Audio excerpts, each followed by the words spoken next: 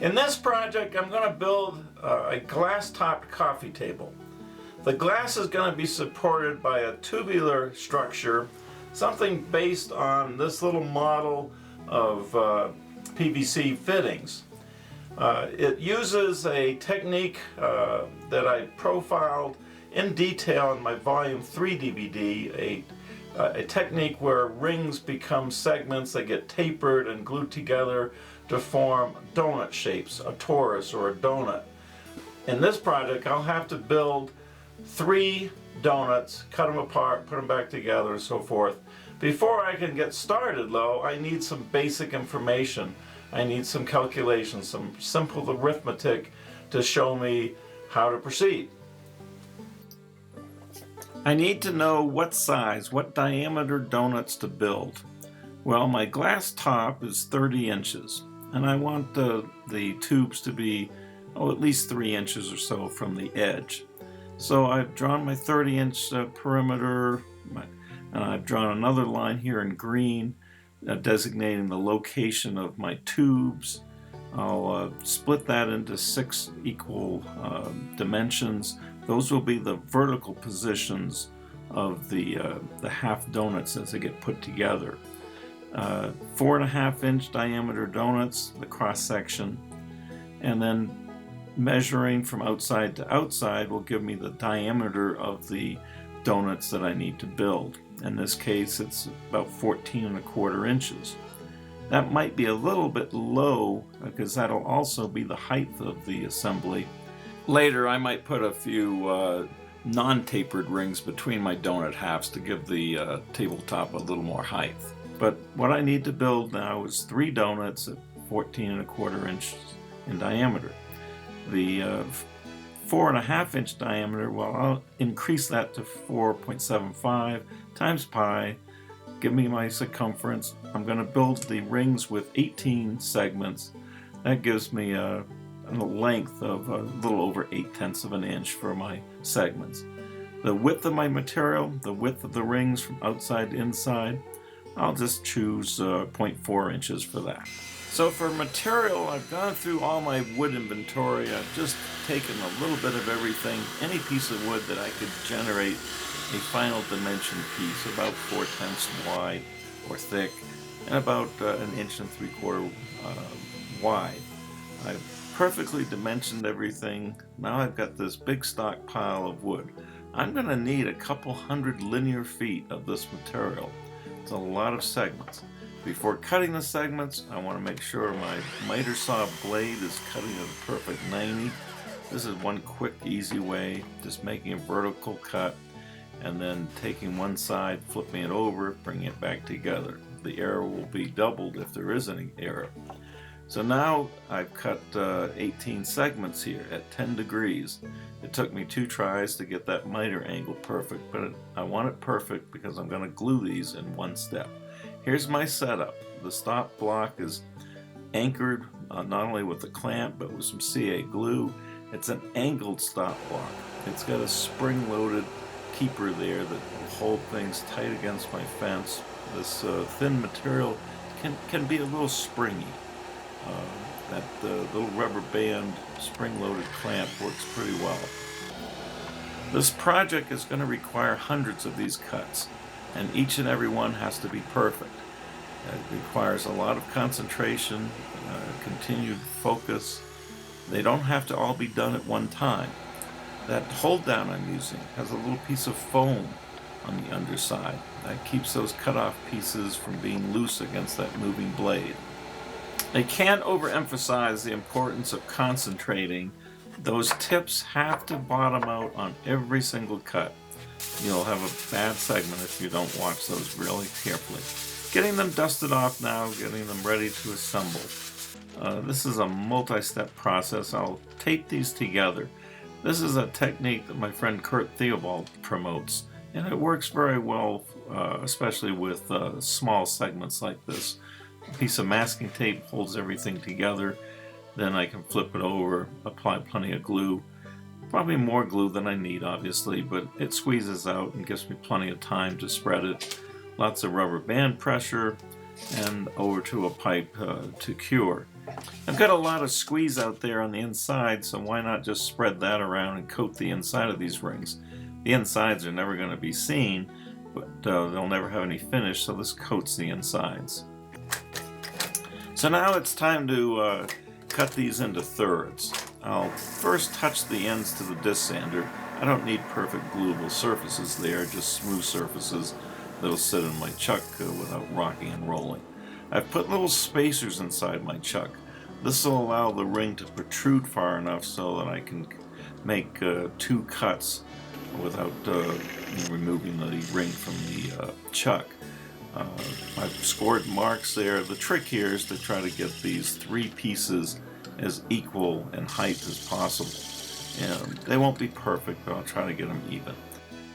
For carrying trays, I've ripped some 1/2-inch melamine the same width as the diameter of my rings. I'm putting a center line there to help me with my alignments of mounting the rings. I'm going to spray some spray adhesive on the edges, and I'm going to spray some adhesive on these little thin strips of MDF which I've ripped. Those will go on each edge of the trays. Now it's a matter of dimensioning those shims just right. That's when you have to do a little bit of arithmetic. Let me walk you through that process.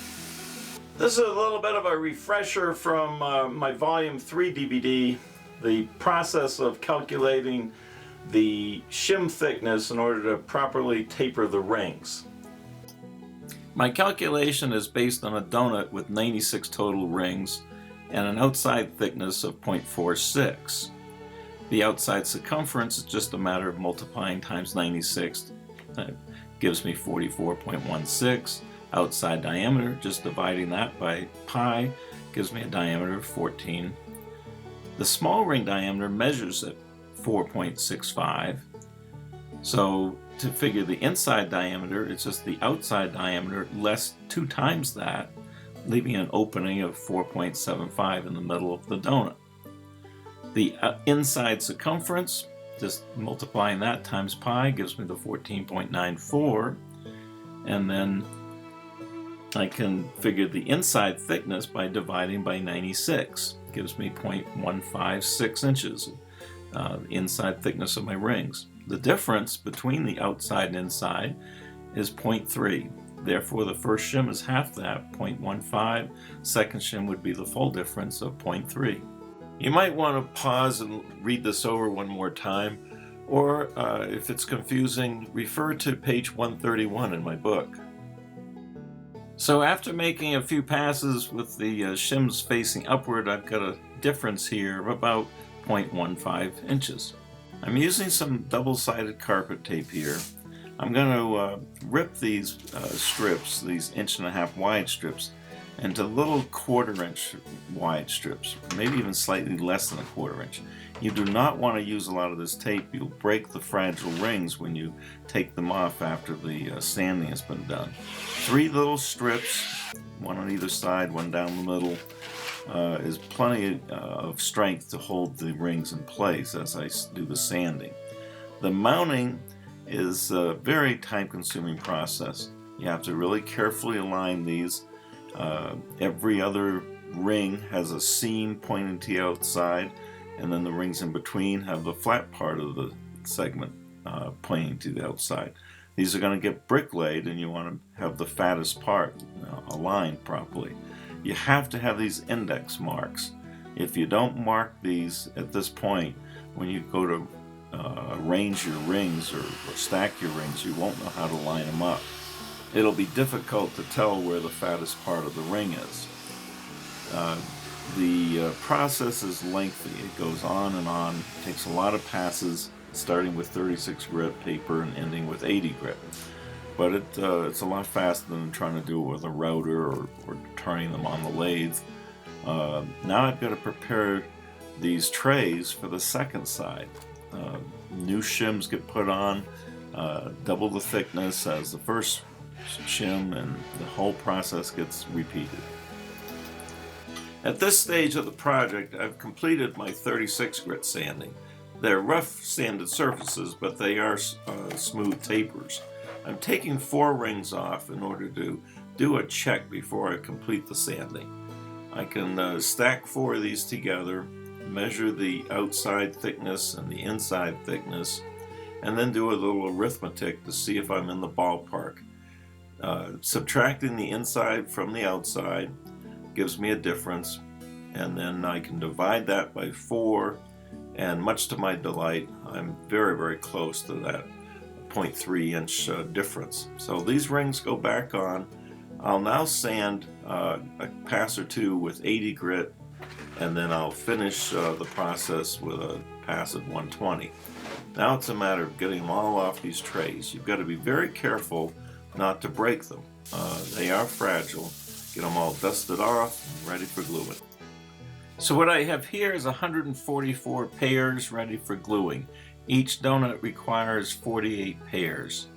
A lot of gluing to do. Now I'll go from pairs to groups of 4, but before that I want to get rid of the tape residue, touch them to the disc sander, inspect the next seams, and then put groups of 4 together. Then repeat the process. Except the next step after this is just to add 2, so I'll end up with groups of 6. You'll see that why that makes sense here in a second. Now I've got 2 groups of 6 here. That's 12. That makes a 45-degree arc in my donut. But I want to check this and do any adjusting on my disc sander at this stage. I don't want to wait too long. And I'm very close. It's a little thick towards the inside, so I'll touch that to the disc sander and then do these groups of 12, which would be a 45-degree. And then after that, the same process over and over. Here's 2 groups of 12 or a group of 24, which is 90 degrees, 1/4 of my donut.